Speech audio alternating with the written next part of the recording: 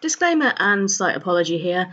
At the start of this, I mentioned that I had the original name of the story or the compilation it was in the original Dutch. It was Danish. I'm sorry. I'm sorry. This week, on A Nice Cup of Histortea, we delve into another fairy tale with the original story behind the Snow Queen. Now, there isn't a lot of history with this because it was an original story, but we can look at the tale itself and what it has inspired in turn. And on this week's Ridiculous Death, we discover why you should definitely cook your white meats, no matter how high you are. In the meantime, grab a hot drink and a blanket because this is going to be a chilly one. And whatever you do, be careful of what goes in your eyes. Let's get historical. So, a bit of background for you.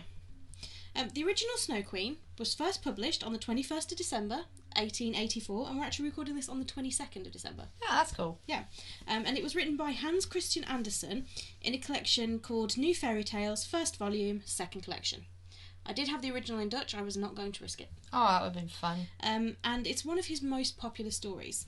It's a story in 7 parts and has spawned many rewrites, film and TV adaptations, pieces of music and even operas.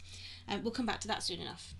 Those who are fans of opera or The Greatest Showman will know of a woman by the name of Jenny Lind, a Swedish opera singer active during the 1800s. She and Hans Christian Andersen met, and Andersen fell in love with her. However, it was an unrequited love. It's the worst kind. Isn't it just? Whilst Andersen himself never confirmed it, it is believed that the cold and distant way that Lind treated him was the inspiration behind the main antagonist, the Snow Queen herself. The story has a lot of Christian connotations, including quotations of Christian songs and verses from the Bible, and mentions of the devil. We're not going to go into detail about Andersen himself. We do plan to cover him in a future episode. All we will say is that he was born and lived in 1800s Denmark, so would have been exposed to a lot of original fairy tales and stories growing up, which informed his later work. The concept of an ice or winter witch isn't exclusive to Denmark, however, and we'll have a quick look into a couple of those examples after this. But for now, get yourself comfortable and we shall begin. Once upon a time, the devil made a mirror, a magical mirror. When you looked into this mirror, everything that was beautiful and good in the world faded away to nothing, whilst everything that was ugly and evil would become more visible and more hideous than before. The most beautiful views became barren deserts. The prettiest people became hideous beasts. The purest thought you could think when looking into the mirror showed on your reflection as a carnal sin. The devil loved his creation. His minions took the mirror around the world until nothing was free of the devil's distortion. But they got ambitious, taking the mirror higher and higher, closer to heaven. The power of heaven was too much for them, though, and they dropped the mirror, causing it to fall to earth and shatter into billions of pieces. Now, it was more trouble than before, as now it was a bit in smaller bits than a grain of sand that would blow across the earth, getting into people's eyes where they would lodge until that person saw only the bad and the cruel around them. For some, the shards pierced through to their hearts, turning them to ice. The devil laughed, for though his mirror was broken, the damage was now far, far worse. That's sad. I mean, not for the devil. Well, no. No. No. Right, a little boy called Kay and a girl called Greta grew up in the city together. They were poor in a worldly sense, but they were rich in happiness. Whilst not brother and sister, they were close enough that they might as well have been. Their parents lived next door to one another, and the children only had to step across the rain gutter to get from one home to the other. They didn't really have a garden, so the parents decorated the windows and rain gutter with flowers and vegetables that the family used, so the rain gutter looked like a wall of flowers where the children could play together. But when winter came, the flowers would die and the cold set in. The children would then play indoors, heating pennies on the stove and pressing them to the frost-covered windows to make spy holes from which to view the wintry world around them. In winter, the snow would come down thick, and the children would sit together to hear stories from the old grandmother. She told them that the snowflakes were white bees swarming all around. "Is there a queen bee?" Kay asked, and grandmother nodded. "She's the biggest of them all and flies in the middle of the swarm, keeping hidden in the dark clouds. But when it's dark and all are asleep, she will walk the streets among her swarm and peer in through the windows. That's when the freeze over, as though covered with frozen flowers." Can she get inside? Asked Gerda, fearfully. Let her come, said Kay bravely. I will put her on the stove and melt her all away. Bit dark. Grandmother smiled and simply changed the story before Kay becomes a little psychopath. I mean, yeah. Yeah. The night before bed, Kay looked out of the little peepholes on his window and watched the snow falling. A very big flake indeed glided down and landed on the flower box outside his window. Then it started to grow. It grew and it grew until it became a beautiful woman with eyes like stars and skin that glittered like ice. Her dress was a gown of white gauze covered in star-shaped flakes of snow, but she did not look kind. But she sounds like she looked fabulous. Yeah, I mean, she looked amazing, but she wasn't nice. No. She turned to the window and looked directly at Kay, beckoning to him with a pale and graceful hand. But fear filled him, and he jumped down and ran towards his bed. A shadow passed the window, as though a huge bird had flown by. Kay dived under the covers and hid, not coming out until the morning. Because as everybody knows, the best thing to battle against a supernatural creature is hiding under the covers. Oh, yeah. Eventually, the snow thawed and spring arrived, meaning the children could once again play in the roof garden and sang a cute Christian song about roses, but it wouldn't always be so sweet. One day they were sat looking at a book together when the clock struck 5 and a breeze stirred by. Suddenly Kay felt a sharp pain in his eye and cried out, followed by a sharp pain in his heart. Gerda looked in his eye but couldn't see anything. But we know what it was, don't we, dear listener? Gerda cried that her dear friend was in pain. Why are you crying? Kay asked her. There's nothing wrong with me. Plus, you look really ugly. Jesus! Yeah, he flipped fast. He did. He looked at the roses around them. These roses are really ugly and crooked. He kicked the flower boxes, destroying all the roses. Gerda started to cry harder, so Kay snorted in disgust and left her on her own. You will notice, by the way, throughout this, that even though Kay is the one that gets something in his eye, Gerda cries a lot. It's like her go-to. She cries. There's nothing wrong with being a crier. Sometimes people can't help it. They're angry, they cry. They're sad, they cry. They're happy, they cry. They just cry. There's nothing wrong with it. You okay? No, I'm going to cry. I'm just backing her up, alright? There's nothing wrong with being a crier. Anyway, Kay's behaviour began to escalate. Slightly scared now. Kay's behaviour began to escalate, and he started imitating the ugliest features of the people that lived on their street. And more he began to tease poor Gerda. The year passed and the snow came again, and Kay found a fascination in watching the snowflakes, how perfect they were before they started to melt. Kay went and fetched a sled and told Gerda that he was going sledding with some of the local boys without her. Rude. In the town square, some of the local boys would hook their sleds to the carts of passing farmers and be pulled along for a while. They were so caught up in the fun that nobody saw where the big sled came from. It was large and elegant, painted entirely white and driven by a man in a long white fur cloak with a matching shaggy cap. Kay hooked his own small sled onto the back of the larger one. Round and round the square they went, faster and faster, Kay shrieking with glee. The driver turned and smiled at Kay, as though they'd known each other for years. Kay tried to unhook his sleigh, but the driver nodded sharply, and Kay continued holding on. The driver turned the sled and took them away from the square, straight out of the town gate. Sounds like it's going down a path. I mean, this is kidnap and reckless endangerment. Yeah. Snow began to fall around them, however, picking up speed until Kay could barely see his hands in front of his face. The sleigh flew along, occasionally bumping over rocks and roots on the way, making Kay cling on for dear life.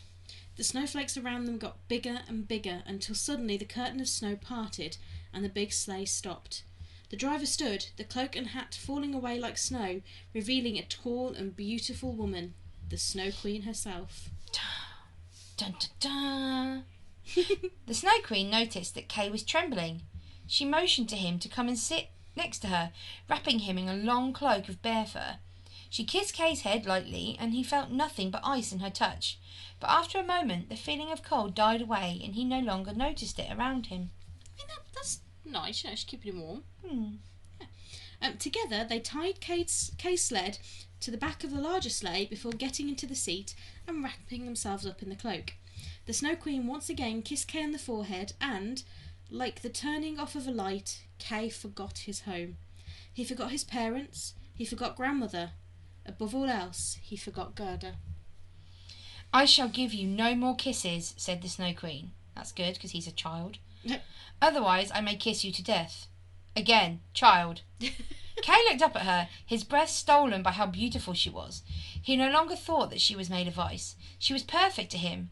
As they rose, he talked about all of the things he had learnt about school, about the things he enjoyed, and she listened to him, smiling. The snowflakes around them turned into beautiful white hens that began to pull the sled, lifting it into the sky.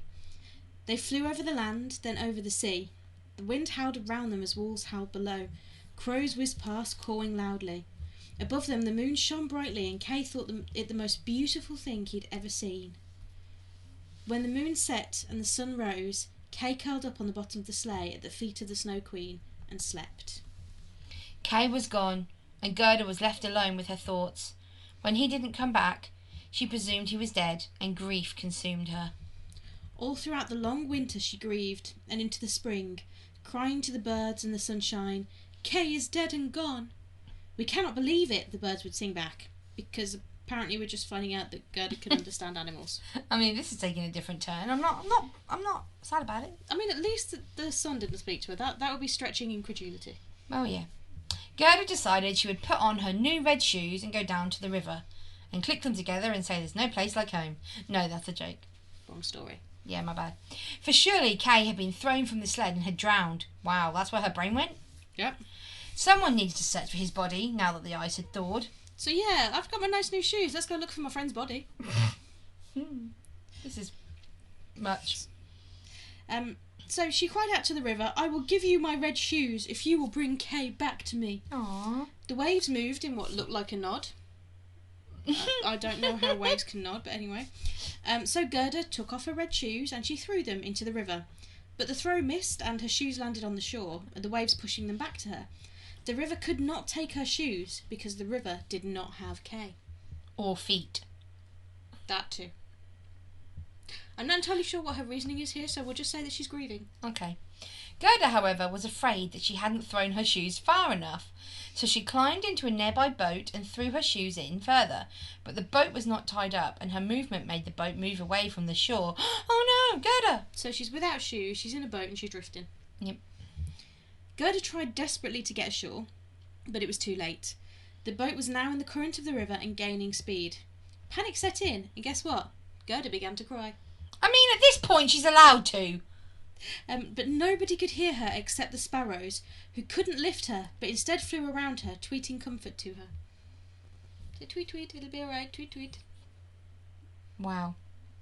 Yeah, that's what sparrows sound like. Gerda sat in the still...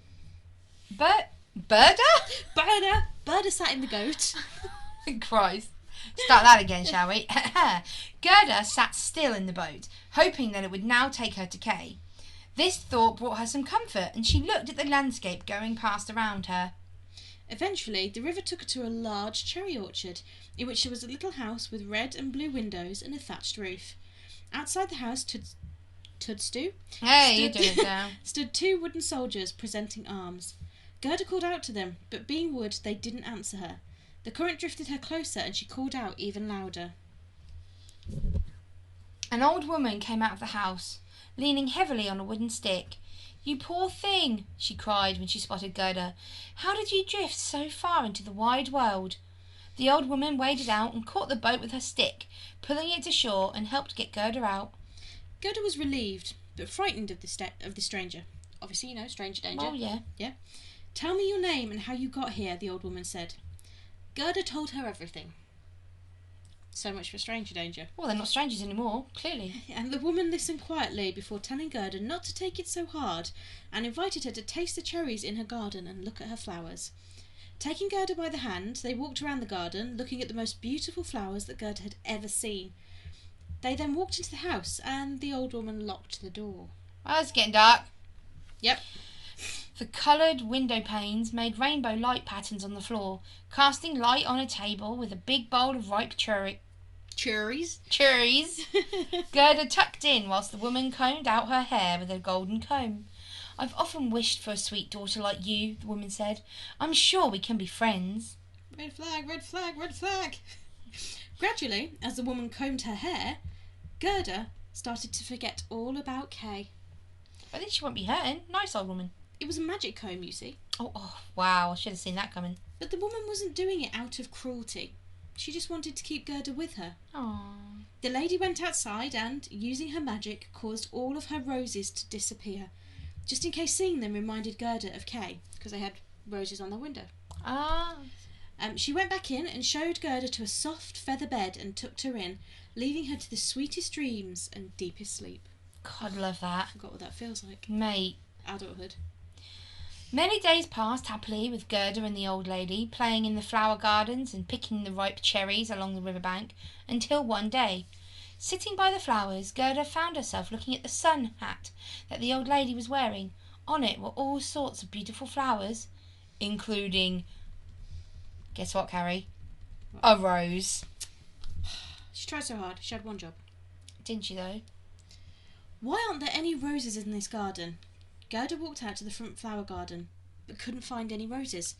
She stood near the patch of barren earth where the roses had previously been, and began to weep. When her tears touched the ground, the roses suddenly sprang back into being, bringing Gerda's memories back with them. How much time have I lost? Gerda cried out.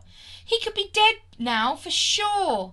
He isn't dead, the roses reassured her, because they absolutely speak now as well. Oh, wow. We went down into the earth where the dead dwell, and he isn't there. One by one she asked all of the flowers, in a long bit of exposition, but none of them knew where Kaywood could be found. As an aside, the flowers all give poetic and riddle-type answers here, saying how they are their own fairy stories or their own dreams. We've not included them here, and they really don't add to the flow of the tale, but if you want to read them, you can do. It's a bit like Alice in Wonderland singing to the flowers, but a long bit. Yeah, basically she goes around every single type of flower in the garden, and they all tell her this story, and she's like, is that Kay? No, it's just a dream. Okay, on to the next one. Was that Kay? No, it was just a fairy tale. Seriously? At that point I could understand her crying. Yeah. Gerda exclaimed at how long she had wasted talking with the flowers. Yeah. And how tired she was. She got up to run away, but her feet hurt so badly, and everything around her looked cold and bleak. One by one, the trees and flowers around her withered away, the fruit soured, and all became dreary and grey. Oh dear. It's all gone a bit downhill. Isn't it, though? So Gerda was forced to rest, when a large crow hopped across her path, watching her. Gerda had almost given up hope now, when the crow spoke to her, wishing her a good day and asking her what she was doing out in the world alone. Gerda told him the story of her life and asked whether he had seen Kay, to which the crow nodded. Maybe I have, he said. Really? Gerda cried and hugged the crow tightly. He cawed and flapped until she let him go. Obviously, it's a crow. Yeah. The crow explained as best he could, as he couldn't speak human all that well. I mean, out of all the animals and plants so far, crows are the ones that can actually speak. So, yeah. In the kingdom in which you sit now, there is a princess who is very clever, said the crow. She reads all day and all night and knows many, many things. Recently she started to hum a tune, singing to herself, "Why, oh why shouldn't I get married?" There are many reasons. Child. Yeah. And this made up her mind... Oh, this is a princess, not Gerda. Oh. And she made up her mind that she should get married. So she made a decree that she would find a husband from the man who could hold a good conversation. That makes sense. Yeah, I get that. The decree was sent across the kingdom, and many young men flocked to the palace to try their hand. But for several days nobody was chosen. Men could talk well enough out in the street, but the moment they stood in the palace before the princess, they went quiet, and she quickly became bored. On the third day, a boy arrived at the palace on foot, looking very similar to you. His eyes sparkled, and his hair was lovely and long, but his clothes were rags.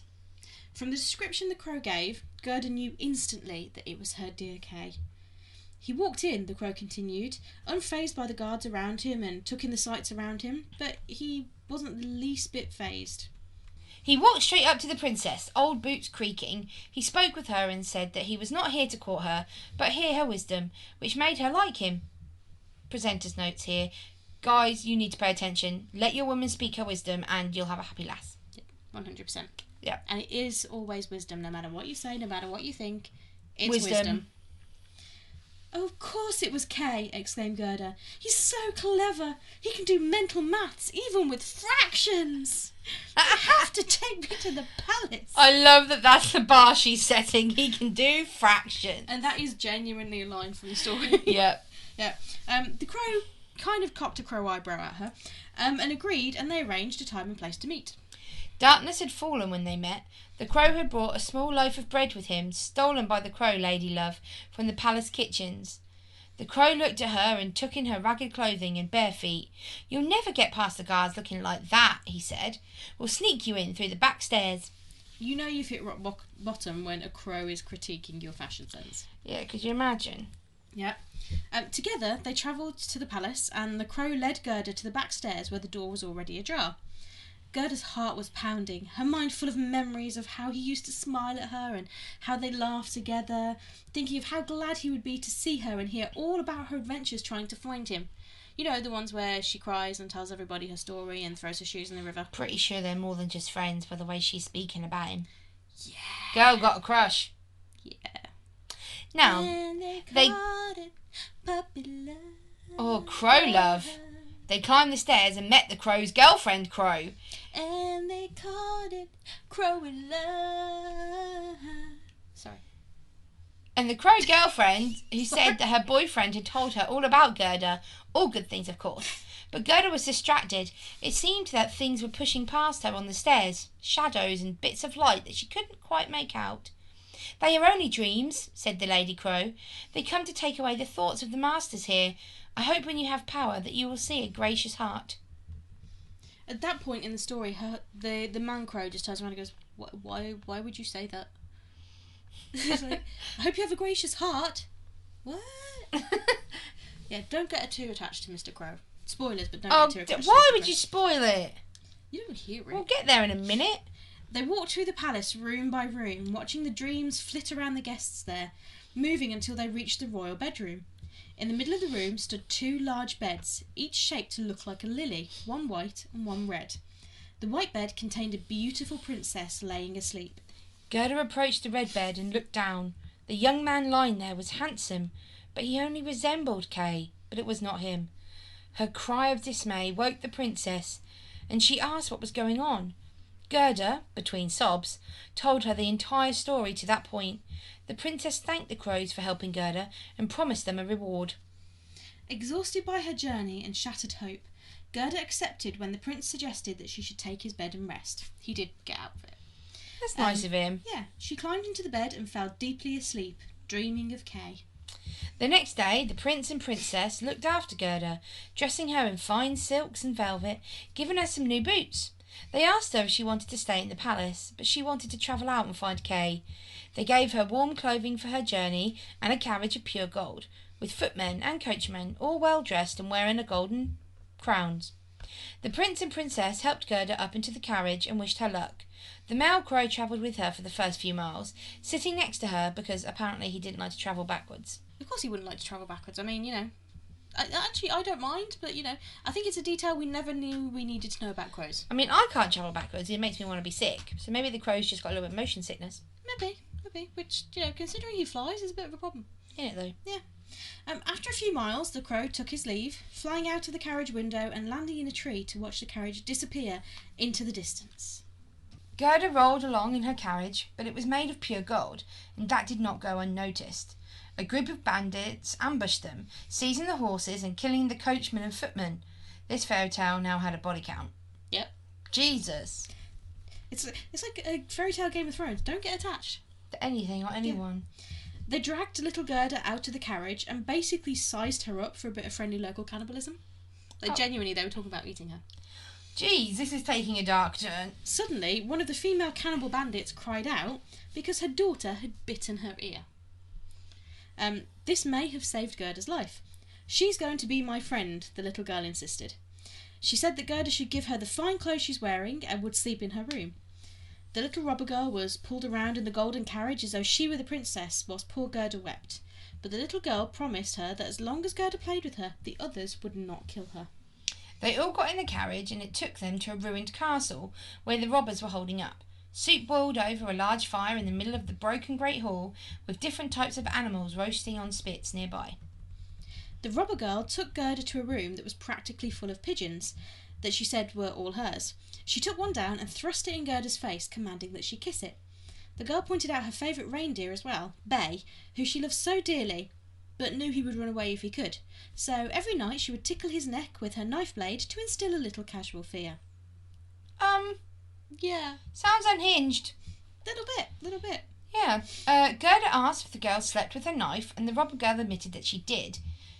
Because you never know what might happen. It's fact! Yeah, that's fair. She asked Gerda to tell her more about little Kay, so Gerda told her the whole story yet again.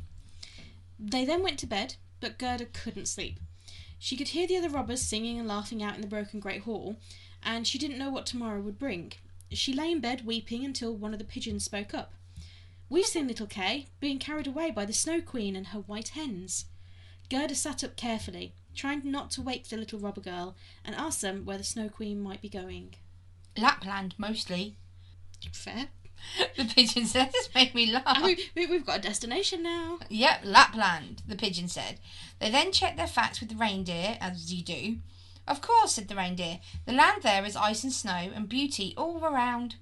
The Snow Queen stays there in the summer, but that isn't her main home. That's a castle up in the North Pole on the island of Spitsbergen." In the morning, Gerda told the little robber girl everything that the pigeons and reindeer had said, which apparently didn't make her sound as crazy as the reindeer, asking the reindeer if it knew the way to Lapland.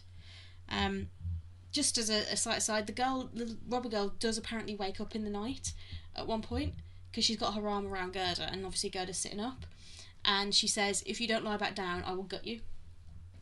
Yep. That girl is unhinged. Yes. So, she's talking to the reindeer, and then they ask if the reindeer knows the way to Lapland. "Of course, I was born there," said the reindeer. "Well, duh." "Yeah, aren't all reindeer from Lapland?" "The men are all away," said the little robber girl. "And when that happens, my mother drinks out of her big bottle and then has a nap. As soon as she's asleep, we'll go." Yeah, so you got a psychotic child with cannibal robbers and a drunken mother. It sounds like a stable home environment. Doesn't it, though? True to her word, as soon as the mother was in a drunken sleep and the robber girl untied her reindeer, she made him promise to take Gerda to Lapland as quickly as he possibly could. Aww. The reindeer agreed happily, mainly to get away from the little psychopath and her knife tickling. Probably. The robber girl saddled the reindeer and helped Gerda up onto his back. She'd stolen Gerda's muff and intended to keep it, so instead... Don't laugh. You're such a child. Yes. I'm sorry. For some of those outside of the UK, muff does not always mean what you think it means. Or it might mean exactly what you think it means. Yes. So, I'm going to try and carry on whilst Ed's giggling. I'm sorry, I'll stop. She'd stolen Gerda's muff. You didn't need to say it again. It's about the start of the sentence. And she intended to keep it. So instead, she took her mother's mittens and gave them to Gerda so that her fingers wouldn't get cold. She did, however, give Gerda back her new boots. That's nice. Gerda cried with happiness. See? Different ways of crying. And the robber girl told her to stop being so pathetic.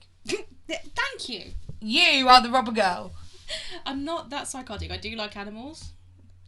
So does she. I don't like them enough to tickle them with a knife blade. Well, that's to keep them loyal. Fair. It's fair. Anyway, and she gave her 2 loaves of bread and some ham as provisions and sent them on their way. Off you fuck. The reindeer bounded away, ignoring the sounds of howling wolves and cawing crows around them as night fell, the northern lights illuminating their way. That's nice. By the time Gerda had worked her way through the rations, they had reached Lapland. They came to a stop in front of a makeshift hut, currently occupied by only an old Lap woman cooking fish over a lamp made of whale oil. That smelled great. The fish or the whale oil? Both. The reindeer told the woman his story, and then Gerda's too, because he had to get his own story in first. Yeah, fact. So we got an egotistical reindeer, a psychopathic robber girl, her drunken mother, cannibalistic family, dead coachman, a prince and princess who are really not well suited, a lord and lady crow, and Gerda who cries and just tells everyone everything. Fair one. Yep. The reindeer told the woman his story, told Gerda's too, and the woman listened patiently, inviting them to warm themselves by the fire. I bet she's like, bitch, I just want to eat my food. I just want to eat my fish. Don't need your life story. Well, you know when, You know when you're having dinner and then someone knocks on the door? Yep. Or if you haven't seen it, I know, but in The Hobbit, Bilbo sits down and he's got all his food ready and he squeezes his lemon. I've seen The Hobbit. Have you? Yeah. Fair enough. You know when he's squeezing his lemon all over his fish and then the door goes and there's just that look on his face? Yeah. Yeah, I used to have that one every time. It was like a talent. I'd sit down, put my first mouthful on my fork, and my nanny hammered ring. My mum does that. Yep. It's like a talent she had. Yep. It's like just not any other time. Just as soon as you put that first mouthful in. Yep. Yep. She rings. Yep. Mine doesn't now. I mean, she's dead. If she did ring now, I'd have a lot more questions. You still have a long way to go, the Lap woman said. You'll have to travel into Finnmark, where the Snow Queen is currently on holiday for the summer. I will write a quick message on the back of a codfish. If you take it to the Finn woman who lives up there, she can help you better than I can. I mean, I don't think they would have paper lying readily around. So they write on the back of a fish. Yeah. Cool. Dried codfish is quite solid, but it makes that scratchy noise. It makes me shiver. Yes, everyone knows what dried codfish sounds like. We used to have a parrot. And he used to gnaw his beak on the dried codfish. And you know when someone like scratches on a chalkboard or bites a wet wall and Oh, gross. it's that kind of sound. Whilst Gerda ate and drank, the Lap woman wrote her fishy note and gave it to Gerda before sending them both on their way north. Eventually they reached the Finnmark and came across a cottage with no door. The Finn woman let them in, with the inside of the hut being so hot that the woman walked around virtually naked inside. She helped Gerda down off the reindeer and read the message several times over until she knew it by heart. She then plopped off the bit of codfish into her soup bowl, because why waste good codfish? Exactly. Again, the reindeer told his story, and then Gerda's, and the Finn woman listened intently. The reindeer then asked the woman, I know that you are a wise woman and can control the winds. Can you give Gerda a drink to make her as strong as 12 men? But the Finn woman shook her head and said that would be of no use. The reindeer begged the woman for her help whilst Gerda wept. The Finn woman took the reindeer to the corner of a room and she whispered to him, Kay is indeed with the Snow Queen, and he is happy there, but this is because of the small piece of cursed glass in his heart and a grain of it in his eye. Unless these are removed, he won't ever be human again, and he will be enslaved to the Snow Queen forever. Forever! Can't you help? The reindeer asked, but the woman shook her head. There is no power greater than the one she already has. Look at how man and beast have all helped her, how far she's come with bare feet and not really knowing the way. If she cannot remove the glass pieces, then nobody can. Her strength lies in her sweet and innocent heart. The garden of the Snow Queen lies about 8 miles north of here. You must take Gerda there and put her down by the bush with red berries, then hurry back to me. The woman helped Gerda back onto the reindeer, and they sped away north. Gerda realised, as the cold wind nipped at her, that she had forgotten her boots and her mittens. Seriously? She's useless. She didn't put her shoes back on. Yeah. Wow. They found the berry bush that the woman had spoken of, and Gerda dismounted. They said a tearful goodbye, and the reindeer left her without boots or mittens in the middle of the freezing cold landscape of Finnmark. Gerda ran as fast as she could, the northern lights streaming above her as the bitter snow lashed at her hands and feet, the flakes getting larger and larger. The snowflakes distorted into terrifying shapes, great bears and overgrown porcupines. The advance guard of the Snow Queen, all living snowflakes, and all surrounding her. Gerda prayed hard, watching her breath freezing in front of her. The droplets of her breath grew and grew, taking the shape of armoured angels all around her, carrying shields and lances. By the time Gerda had finished the Lord's Prayer, she was flanked by a legion of angels, who attacked the Snow Queen's guard, breaking them into 1,000 pieces as Gerda walked on, without danger, to the palace of the Snow Queen and her dear Kay. She probably loves this dude. Yeah, I mean, I hope he's worth it. Yeah. Inside the palace, the walls of driven snow and the freezing wind formed the doors and windows. There were over 100 rooms, shaped by drifting snow, with the largest seeming to extend for miles. Instead of chandeliers, the rooms were filled with the changing colours of the northern lights, but despite their beauty, there was no happiness here. There were no music except the howling of the wind, no dancing or games, and no warmth anywhere. In the centre of the largest hall was a frozen lake. The surface cracked into 1,000 pieces, but each piece identical in shape so that it seemed man-made. The Snow Queen was seated on a throne on a small island in the centre, and at her feet, almost blue with cold though he didn't feel it, was Kay. He was moving some of the pieces of ice back and forth, making patterns with them like a puzzle. He was trying to make a word, the word eternity. The Snow Queen had challenged him to spell it out, for if he could, then she would give him the whole world and a pair of ice skates. One of these things is not like the other. No. It's like, I will give you all of creation and skates. It's like, in that moment, she remembered that he was a little boy. I say little boy, they're probably like early teens. That's still young. Yeah, true.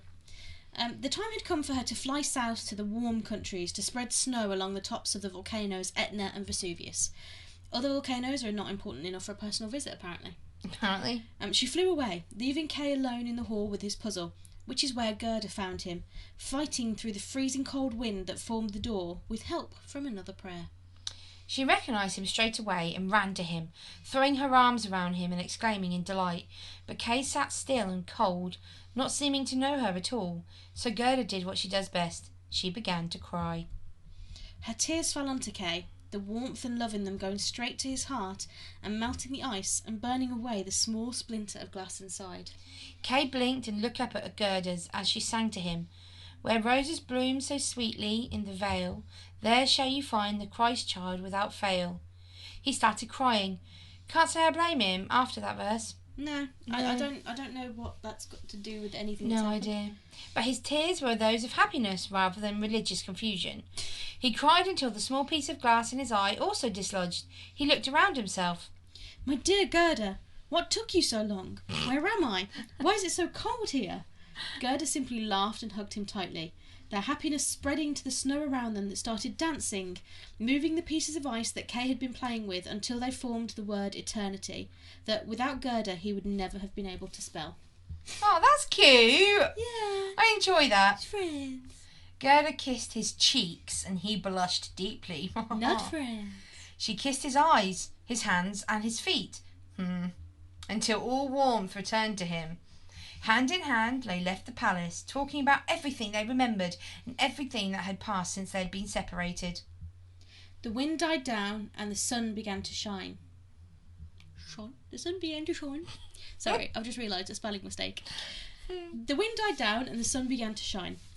They returned to the bush filled with red berries where the reindeer was now waiting, along with another reindeer who had randomly appeared with warm milk for them. That's nice of him. He brought a friend. The reindeer carried the children to the home of the Finn woman, where they were warmed themselves by the fire and she gave them directions home. They then went back to the home of the Lapp woman, who had made them new clothes and offered to take them in her sleigh. Please tell me she gave them boots. I don't know. Gerda would just leave them. Probs. They travelled together as far as a Lapp woman could go before parting ways. They then met the robber girl again, who was now working for the prince and princess. Here Gerda learned that her dear crow friend had died and the lady crow was a widow, who wore a little piece of bandage around her foot that's black. That's right. Yeah, a little bit of black bandage. But aren't crows black anyway? Yes. Okay, So it had to be very, very black. Sweet. Yeah. Gerda and Kay told her the story, together this time, of how they'd found each other, and the girl promised that if they ever came back that way again, they would meet up. Eventually, Kay and Gerda found their way home, and everything was as if they left, except that themselves had grown up.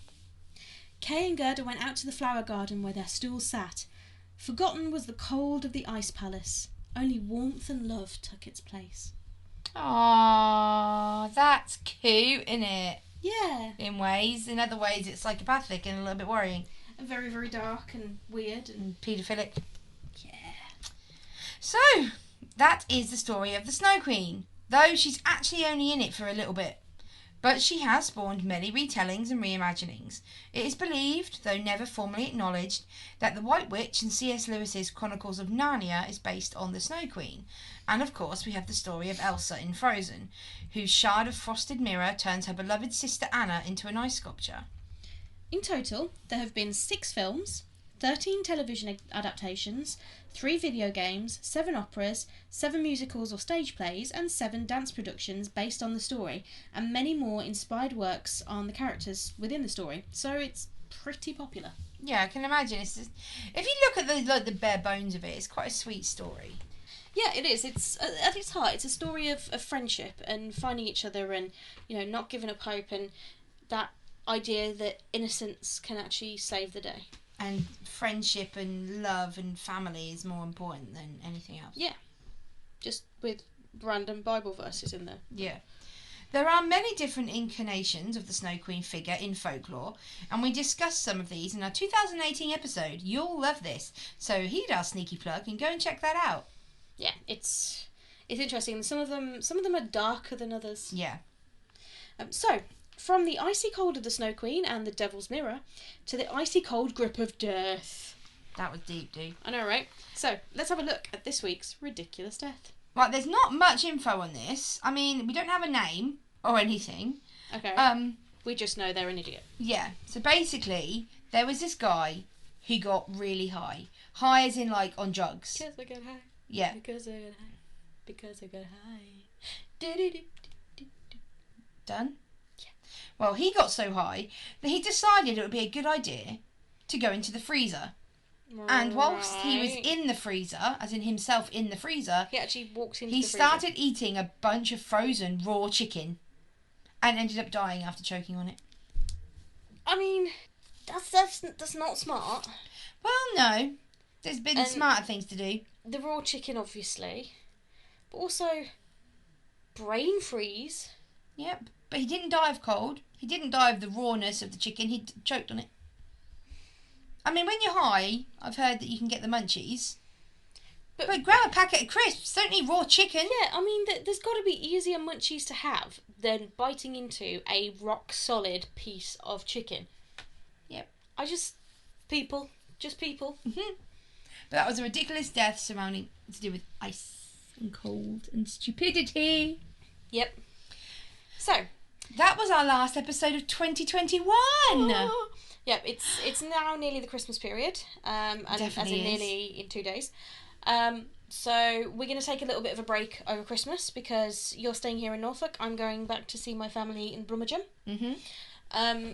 So we will not see each other again until New Year. Yeah, we won't. We will not. And at that point, you will be a year older. And I shall be dawning a year older. I will be a year older. So, as a very special It's gross. New Year / happy birthday to us sort of episode, we're going to bring you something new. Yes, and I'm really excited about Something this. fun. Yeah. Should we tell them or should we keep them guessing? We can tell them. Because they can get in touch with us on things that they will... Ooh, that's a plan, Batman. Other superheroes are available, or action heroes. We are going to do the very first Histortea Awards. Da, da, da, da, da, da. We're talking categories of, like, coolest historical person. But with fun tea names. So we've got the... Best Monarch, which is the Queen Anne breakfast tea. Yep, we also have the... Coolest person, which is your herbal tea. We also obviously have, because we go into the dark, so we also have the creepiest, which is like the dark cup of tea. Yeah, your dark cup of tea. But we also have to give a nod to the fact that we do ridiculous deaths. So one of them will be the defective tea bag. You know that tea bag that's right down at the bottom of the pot, and you take it out, and as soon as you put it in the cup, and it waits until you put it in the cup, it just splits everywhere. Yeah. And you're like, oh, why? We are looking for the why people of ridiculous death history.